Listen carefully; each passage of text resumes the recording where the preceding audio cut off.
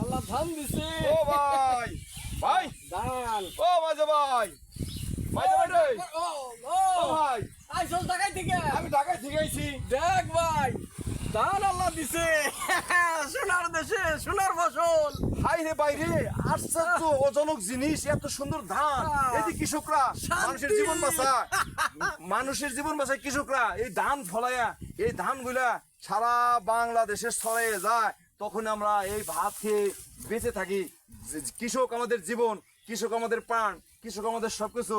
ও ভাই তুমি তো খুব ভালো কাজ করছো রে ভাই। এতদিনে বুঝতে পারলি? বুঝতে পারছি ভাই, বাসে ভাত খাই।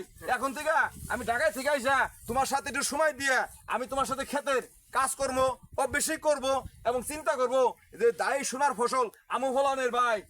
আসিস একসাথে কাজ করুম, 10 মিলে করি কাজ, হারি যদি না হিলাস। সুন্দর একটা কথা বলছে, কৃষকরা অবশ্যই ভালো কাজ করতে পারে, সবাই বুঝুন।